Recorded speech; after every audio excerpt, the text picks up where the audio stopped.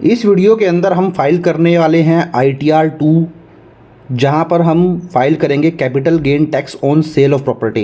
तो अगर आपने कोई प्रॉपर्टी सेल की है फाइनेंशियल ईयर 24-25, तो इस केस में आपकी टैक्स लायबिलिटी क्या रहने वाली है, कैलकुलेशन कैसे की जाएगी, लॉन्ग टर्म शॉर्ट टर्म कैसे आप ITR 2 में दिखाएंगे, तो ये इस वीडियो में मैं सारी चीज़ें कवर करने वाला हूँ। बट ध्यान रखें, यहाँ पर जब मैं ITR 2 की बात कर रहा हूँ तो ITR 3 का जो फॉर्मेट है बिल्कुल सेम वैसा ही है जैसा कि आप ITR 2 में फ़ाइल करते हैं।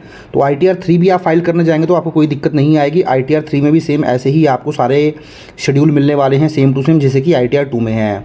तो चलिए अपनी वीडियो की तरफ बढ़ते हैं। वीडियो में ITR फाइल करने से पहले सबसे पहले मैं आपको एक थोड़ी सी कैलकुलेशन समझा देता हूँ, कितना टैक्स लगने वाला है, कब शॉर्ट टर्म कैपिटल गेन होता है, लॉन्ग टर्म कैपिटल गेन होता है, क्योंकि इसको लेकर अमेंडमेंट की गई थी बजट के अंदर, जिसके बाद काफ़ी सारे लोगों को कन्फ्यूज़न भी है। तो पहले वो एक बार कैलकुलेशन समझा देता हूँ, फिर हम ITR 2 में फाइल करके देखेंगे तो आपको क्लैरिटी मिल जाएगी। तो चलिए अपनी कैलकुलेशन की तरफ बढ़ते हैं। तो देखिए, बजट के अंदर एक अमेंडमेंट की गई थी। उस अमेंडमेंट के अंदर जो आपको इंडेक्सेशन का बेनिफिट मिलता था प्रॉपर्टी को सेल करने पर, जिससे काफ़ी सारा टैक्स आपका बच जाता था, आपकी जो कॉस्ट ऑफ इक्विजिशन है, जो आपकी परचेज प्राइस है, बाय कॉस्ट है प्रॉपर्टी को, वो बढ़ जाती थी। तो उसको हम इंडेक्सेशन बोलते हैं, मीन्स महंगाई का बेनिफिट आपको मिल जाता था।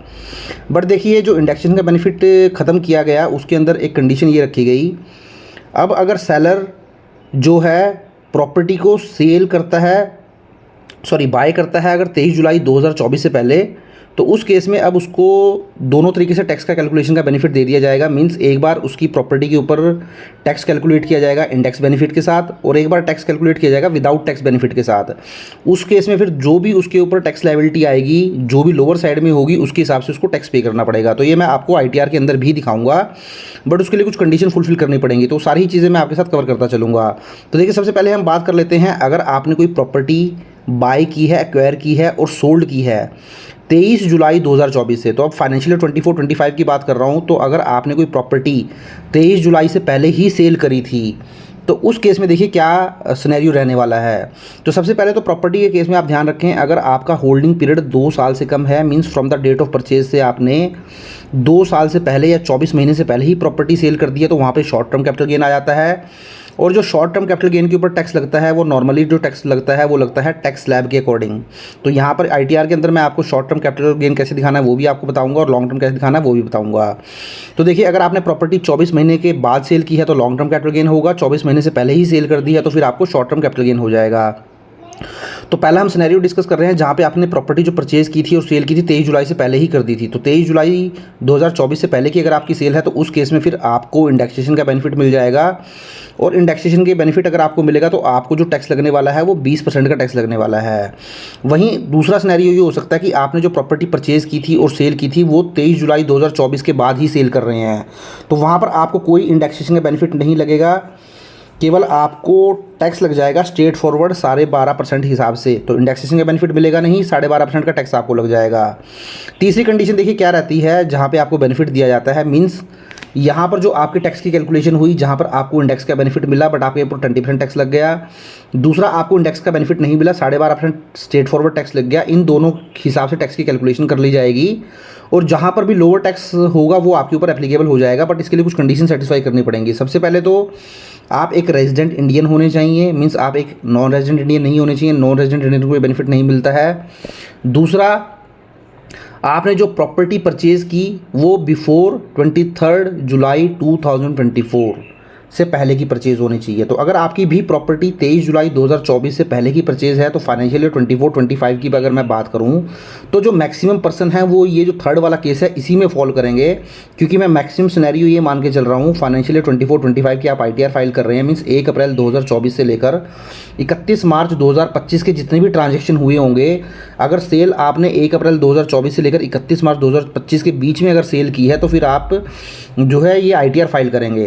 तो मैक्सिमम यहाँ पे प्रोबेबिलिटी यही होगी कि आपकी जो प्रॉपर्टी होगी वो 23 जुलाई 2024 से पहले की ही परचेज़ होगी, और जो आपने प्रॉपर्टी सेल की होगी वो 23 जुलाई 2024 के बाद ही सेल की होगी। मींस 23 जुलाई 2024 से लेकर अगर आपने 31 मार्च 2025 के बीच में प्रॉपर्टी सेल की है और उस प्रॉपर्टी को जो परचेज़ किया था वो 23 जुलाई 2024 से पहले परचेज़ किया, तो फिर आप ये वाली कैटेगरी में फॉल कर जाएंगे। मींस अब यहाँ पे आपको लोअर टैक्स बेनिफिट दे दिया जाएगा, लोअर टैक्स का बेनिफिट दे दिया जाएगा। आपको या तो 12.5% टैक्स पे करना होगा या फिर 20% इंडेक्स कॉस्ट के साथ टैक्स पे करना होगा। इनमें से जो भी लोअर होगा, सपोज पहले केस में टैक्स आपका बनता है 5 लाख, यहाँ बनता है 4 लाख, तो उस केस में फिर आपको 4 लाख ही टैक्स पे करना पड़ेगा। या आप उल्टा कर दें इसको, यहाँ आपका टैक्स बन रहा था पहले केस में 4 लाख रुपए और सेकंड केस में आपका टैक्स बन रहा था 5 लाख रुपए, तो फर्स्ट केस में 4 लाख बन रहा है तो 4 लाख टैक्स पे करना पड़ेगा। मीन्स जहाँ पर भी आपको टैक्स कम लगेगा वो टैक्स आपको पे करना पड़ेगा। अब इसको ही हम ITR में समझते हैं, तो चलिए मैं आपको ITR फाइलिंग की तरफ ले चलता हूँ। तो देखिए, जब मैं ITR फाइलिंग में आऊँगा तो जब आप ITR 2 फाइल करेंगे तो आपको ITR 3 भी अगर फाइल करेंगे तो आपको ये शेड्यूल नज़र आएंगे, शेड्यूल कैपिटल गेन।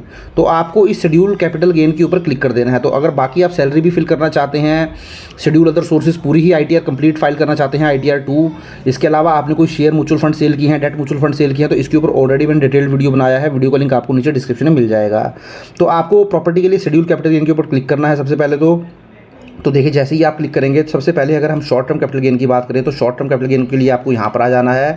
तो देखिए, यहाँ पे आपको नजर आएगा फ्रॉम सेल ऑफ लैंड और बिल्डिंग और बोथ। अगर आपने कोई सेल की है लैंड बिल्डिंग तो यहाँ पर आपको जो है फिगर फिल करनी है, और आपने जो प्रॉपर्टी का होल्डिंग पीरियड था वो 24 महीने से कम था, मीन्स 2 साल से पहले ही अगर आपने प्रॉपर्टी सेल कर दी होगी तो वो शॉर्ट टर्म कैपिटल गेन आएगा। इसके ऊपर क्लिक करना है, ऐड अनदर कर दें। अब देखिए, यहाँ पे आपको डेट ऑफ परचेज या एक्विजिशन देनी है। तो सपोज़ अब आपको मैंने बताया था कि अगर आपको शॉर्ट टर्म कैपिटल गेन होता है तो आपने जब भी प्रॉपर्टी सेल की होगी जो पीरियड रहेगा वो 2 साल से कम का ही रहेगा। तो सपोज़ अगर आपने जो ये प्रॉपर्टी परचेज़ की है, सपोज़ मैं मान के चल रहा हूँ ये प्रॉपर्टी आपने सपोज़ करें परचेज़ की होगी जनवरी 2024 में, 9 जनवरी 2024 कर देता हूँ। उसके बाद आप जो ये सेल कर रहे हैं, सपोज़ ये आपने 18 मार्च 2025 को सेल की है, तो देखिए यहाँ पर जो सेल का पीरियड है from the date of purchase है वो 2 साल से कम का है, तो आपको शॉर्ट टर्म कैपिटल गेन हो जाएगा। तो यहाँ पे आपको फुल वैल्यू ऑफ कंसिडरेशन डाल देनी है। सपोज अगर आपने 1 करोड़ की प्रॉपर्टी जो है वो सेल की है, value of property as per stamp valuation authority. देखिए, यहाँ पर आपका जो फाइनल वैल्यू वो कंसिडर करेगा फुल वैल्यू ऑफ कंसिडरेशन में, वो इनका जो भी हाइयर होगा वो करेगा। तो जनरली ये जो वैल्यू होती है स्टैम्प वैल्यू, ये सेल वैल्यू से कम ही रहती है। सपोज अगर मैं आपको दिखा देता हूँ एक बार, अगर ये 1 करोड़ 10 लाख होगी तो ये हायर वैल्यू ले लेगा, तो ये जो भी हायर वैल्यू होगी वो ऑटोमेटिकली जो है कंसिडर कर लेगा। तो देख सकते हैं आप यहाँ पे 1 करोड़ 10 लाख मैंने डाला, बट स्टिल इसने 1 करोड़ लिया। देखिए, अगर आप इसको ध्यान से अगर पढ़ेंगे तो यहाँ पर ये बोलता है full value of consideration adopted as per section 50C for the purpose of capital gain does not exceed 1.10 time A1 take this figure A1। तो अगर मैं इसको सपोज करें 10 टाइम से ज़्यादा कर देता हूँ, 12% कर देता हूँ, 1 करोड़ 12 लाख कर देता हूँ, तो ये आपका 1 करोड़ 12 लाख की full value of consideration consider कर लेगा। तो अगर आपकी जो value of property as per stamp value authority है वो 1.10 टाइम से ज़्यादा है इस वैल्यू का, तो वो आपकी हायर के केस में ये वाली वैल्यू जो है वो कंसिडर कर लेगा। तो नॉर्मली ये वैल्यू जो होती है जो आपकी सेल वैल्यू से कम ही रहती है, तो आप इसको सेम 1 करोड़ भी मेंशन कर दें, 90 लाख रुपए मेंशन कर दें, जो भी आपकी है वो मेंशन कर दें, तो आपकी फुल वैल्यू ऑफ कंसिडरेशन वो 1 करोड़ ही ले लेगा जो आपकी एक्चुअल सेल वैल्यू थी। तो यहाँ पे वो ज़्यादा तब लेगा जब यहाँ पर जो वैल्यू आएगी वो इसकी 1.10 टाइम से ज़्यादा होगी। तो अब नीचे cost of index without index कर दें, तो क्योंकि क्या होता है शॉर्ट टर्म कैपिटल गेन में इंडेक्शन का बेनिफिट तो आपको मिलना नहीं है। तो सपोज अगर आपने 60 लाख की प्रॉपर्टी परचेज की थी तो आप यहाँ 60 लाख मेंशन कर दें। अगर कोई इंप्रूवमेंट की है प्रॉपर्टी के अंदर वो आप मेंशन कर दें। उसका कोई आपने जब प्रॉपर्टी सेल की कोई खर्चा आपका आया सपोज 50,000 रुपये का, वो आप मेंशन कर दें, तो आपकी 39,50,000 की शॉर्ट टर्म कैपिटल गेन आपको आ जाएगा। तो इस शॉर्ट टर्म कैपिटल गेन के ऊपर आपका इनकम टैक्स स्लैब एप्लीकेबल हो जाता है। तो देखिए, यहाँ पे आपको कुछ डिटेल देनी पड़ेगी जो प्रॉपर्टी ट्रांसफर की है। तो यहाँ आप देख सकते हैं, अगर आपने 194 IA के अंदर TDS की रिडक्शन की है तो उस केस में पैन ऑफ बायर और आधार नंबर ऑफ बायर भी देना जरूरी होगा। अदरवाइज आप नेम ऑफ बायर यहाँ दे दें। अमाउंट जो है आपकी सेल की जो अमाउंट थी 1 करोड़ रुपए वो आप मेंशन कर दें। आपका स्टेट आ गया, एड्रेस ऑफ प्रॉपर्टी आ गया। तो देखिए, जो ये आपका रेड हाईलाइटेड है ये आपका मस्ट है, तो ये सारी चीज़ें आप मेंशन कर देंगे। बट अगर आपकी TDS की रिडक्शन हुई है 50 लाख से ज़्यादा की प्रॉपर्टी जब आप सेल परचेज करते हैं तो वहाँ पर TDS की रिडक्शन भी होती है, तो यहाँ पर भी जरूर TDS की रिडक्शन हुई होगी। तो उस केस में आपको यहाँ पर पैन ऑफ द बायर और जो आधार नंबर ऑफ बायर है वो भी देना पड़ेगा। परसेंटेज में अगर 2 पार्टनर हैं तो 50-50 या 60-70 जो भी आपका रेशियो है एग्रीमेंट में हुआ होगा तो आप मेंशन कर दें। अगर कुछ ऐसा नहीं है सिंगल बायर तो 100% कर दें। तो इस तरीके से सारी चीज़ों को आप जो है मेंशन करके चलें। तो इस तरीके से आप शॉर्ट टर्म कैपिटल गेन दिखा देंगे। अब मैं आता हूँ लॉन्ग टर्म कैपिटल गेन की तरफ। तो लॉन्ग टर्म कैपिटल गेन होगा अगर आपने प्रॉपर्टी 2 साल के बाद सेल की है। तो देखिए, यहाँ पे मैंने ऑलरेडी एक फॉर्मेट फिल करके रखा था, आपको यहाँ फिल करना है। फर्स्ट ही केस में फ्रॉम सेल ऑफ लैंड और बिल्डिंग यहाँ पे आप क्लिक करें, यहाँ पे एडिट पे क्लिक करें। अब यहाँ पे आपको सारी फिगर जो है वो मेंशन करते हुए चलनी है। अब सपोज़ यहाँ पे आपने कोई प्रॉपर्टी परचेज़ की थी, मैं मेंशन कर लेता हूँ, आपने ये प्रॉपर्टी परचेज़ की थी सपोज़ करें 2015 में। तो 23 अगस्त 2015 में सपोज़ आपने ये प्रॉपर्टी परचेज़ की थी। अब आपने जब सेल की है तो 25 मार्च 2025 को ये सेल की है। तो 2 साल से ज़्यादा हो गया। और आपको मैं ये वाला केस दिखाने वाला हूँ। देखिए आप यहाँ पर फॉलो करेंगे, आप एक रेजिडेंट इंडियन हैं, आपने जो प्रॉपर्टी परचेज़ की है वो 23 जुलाई 2024 से पहले परचेज़ की है। तो देखिए 23 अगस्त 2015 है तो 23 जुलाई 2024 से पहले हो गया। और सेल की है प्रॉपर्टी वो 23 जुलाई 2024 के बाद की है, तो 23 मार्च 25 को की है तो 23 जुलाई 2024 के बाद की सेल हो गई। तो इस तरीके से आप यहाँ पर फॉलो कर जाएंगे। अब आपकी जो टैक्स की कैलकुलेशन की जाएगी इन दोनों ही मेथड से की जाएगी, और जहाँ पर भी टैक्स कम आएगा वो आपके ऊपर एप्लीकेबल हो जाएगा।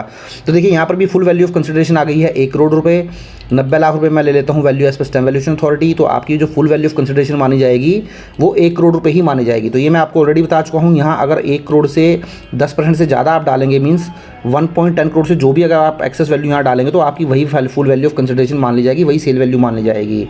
बट यहाँ 90 लाख मैं ले लेता हूँ तो मेरी 1 करोड़ आ गई है। उसके बाद देख सकते हैं आप cost of acquisition without indexation. तो देखिए मेरी जो कॉस्ट ऑफ इक्विजिशन थी 2015 में जो प्रॉपर्टी परचेज़ की थी वो 40 लाख रुपए की थी। बट अभी 2024-25 की हम ITR फाइल कर रहे हैं तो 2025 का इंडेक्स एप्लीकेबल हो गया, उसकी वजह से आपको महंगाई का बेनिफिट दे दिया है। तो मतलब ये हुआ कि जो 40 लाख की प्रॉपर्टी थी इसकी अगर आज के टाइम से के हिसाब से कॉस्ट ऑफ इक्विजिशन निकालेंगे तो ये जो वैल्यू पड़ेगी वो पड़ेगी 57,16,525 की। थी अब ये आपको दो तरह से long term capital gain calculate करके देगा। उसके बाद अगर आपकी कोई कॉस्ट ऑफ इंप्रूवमेंट है, सपोज आपने कोई प्रॉपर्टी पे, क्योंकि देख सकते हैं 15 में परचेज़ की, 25 में सेल की, कुछ कॉस्ट ऑफ इंप्रूवमेंट भी की होगी। तो जो भी आपने कॉस्ट ऑफ इंप्रूवमेंट की है 1,50,000, 5 लाख, 2 लाख जो भी है वो मेंशन कर सकते हैं आप, और यहाँ से वो पीरियड सेलेक्ट कर लें जिस साल में आपने ये इंप्रूवमेंट की है। अगर की है तो आप ज़रूर डालें, आपके पास प्रॉपर इसके डॉक्यूमेंट भी अवेलेबल होना चाहिए। ऐसा नहीं कि आप अपना टैक्स कम करने के लिए कुछ भी फिगर यहाँ पे फिल कर दें तो वो गलत हो जाएगा। अब देखें यहाँ पे दोनों ही कॉस्ट ऑफ इक्विजिशन ले ली है 40 लाख रुपए भी और इंडेक्स के साथ 57 लाख रुपए भी। तो आपका देख सकते हैं दो तरीके से वो कैपिटल गेन कैलकुलेट करेगा। एक तो 1 करोड़ की सेल वैल्यू पे 40 लाख रुपए लेस कर देगा, जिसमें उसने इंडेक्स कैलकुलेट नहीं, इंडेक्स जो है कंसिडर नहीं किया, ये विदाउट इंडेक्स वाला। तो आप देख सकते हैं तो इस हिसाब से आपका 60 लाख रुपए का कैपिटल गेन आ गया। दूसरा आप देख सकते हैं वो 1 करोड़ में से जो आपकी इंडेक्स कॉस्ट थी 57,16,000 तो वो वाली लेस करेगा। तो उस हिसाब से आपका जो प्रॉफिट आ गया है, लॉन्ग टर्म कैपिटल गेन आ गया है, वो आ गया है 42,83,465। तो देखिए अब टैक्स की कैलकुलेशन भी ये दो तरीके से ही करने वाला है, ये मैं आपको बाद में बताऊंगा। डिडक्शन आप क्लेम कर सकते हैं, पहले मैं टैक्स की कैलकुलेशन आपको समझा देता हूँ। तो देखिए दो लॉन्ग टर्म कैपिटल गेन आए थे, एक आपका 60 लाख का आया था, एक 42 का आया था। दो तरीके से इसने टैक्स की कैलकुलेशन की है। तो जो आपका देख सकते हैं आपका 60 लाख का प्रॉफिट था, जो कि आपका लॉन्ग टर्म कैपिटल गेन था, जिस पे इंडेक्स का बेनिफिट आपको नहीं मिला था, 1 करोड़ माइनस 40 लाख। तो उसके ऊपर देख सकते हैं आप, मैं आपको अगर मैं बताता चलूँ, सॉरी मैं अगर आपको ये मैं बताऊँ टैक्स की कैलकुलेशन के लिए, हाँ ये आपकी टैक्स की कैलकुलेशन थी। तो देखिए जब आपको इंडेक्स का बेनिफिट नहीं मिलता था, तो इंडेक्स का बेनिफिट अगर आपको नहीं मिलता है तो आपके ऊपर स्ट्रेट फॉरवर्ड ही 12.5% टैक्स लगा दिया जाता है, नो इंडेक्स इज अलाउड। तो अब देखिए यहाँ पे एक बार ये जो 60 लाख रुपए है, 60 लाख के ऊपर अगर आप 12.5% की कैलकुलेशन करेंगे, 60 लाख के ऊपर अगर 12.5% की कैलकुलेशन करेंगे, अगर मैं आपको एक्सेल में भी लेके जाऊँ कहीं पर, देख सकते हैं मैं अगर एक्सेल की कैलकुलेशन में अगर आपको मैं दिखाता हूँ यहाँ पर 60 लाख, इस पर अगर मैं 12.5% का टैक्स कैलकुलेट करूँ,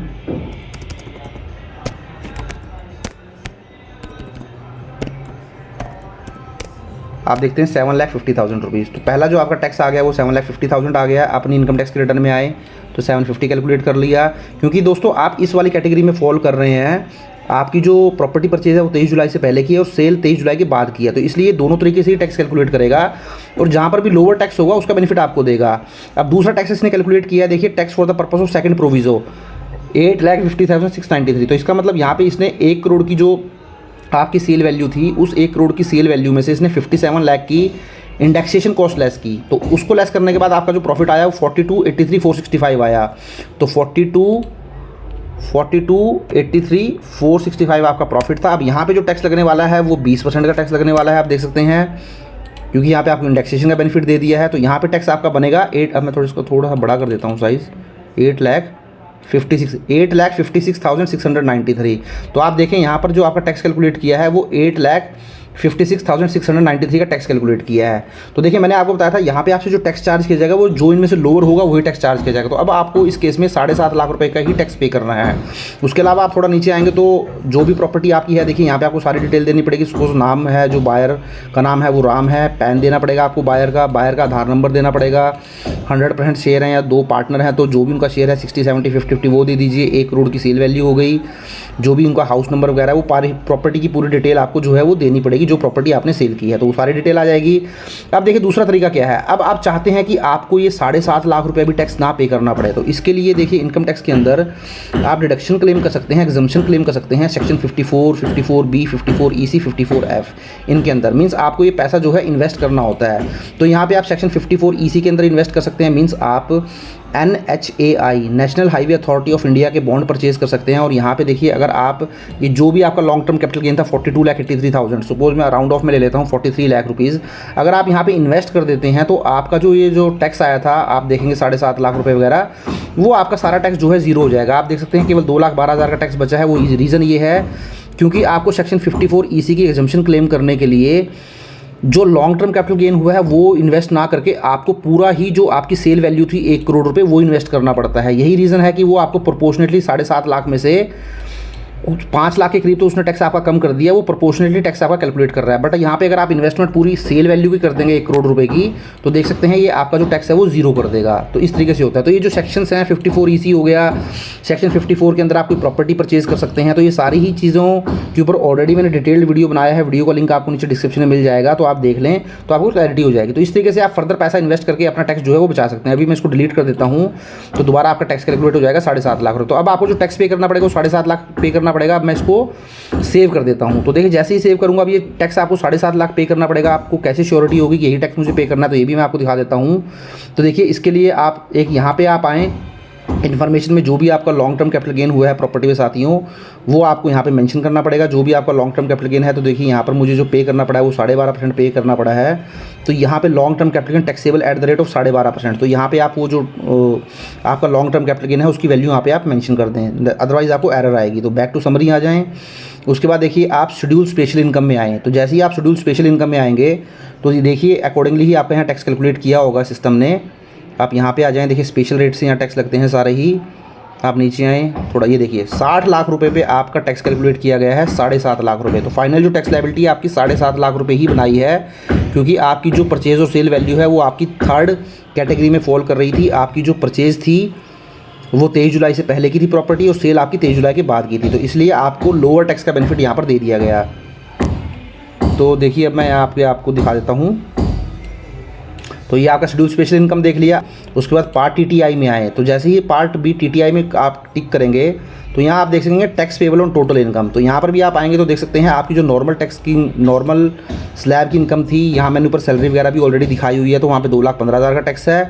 टैक्स है स्पेशल रेट, तो स्पेशल रेट पे 7.5 लाख रुपये का टैक्स आपका लग चुका है। तो इस तरीके से आप देख सकते हैं अपनी जो है टैक्स की कैलकुलेशन कर सकते हैं और अपनी इनकम को दिखा सकते हैं प्रॉपर्टी पे अपनी ITR के अंदर।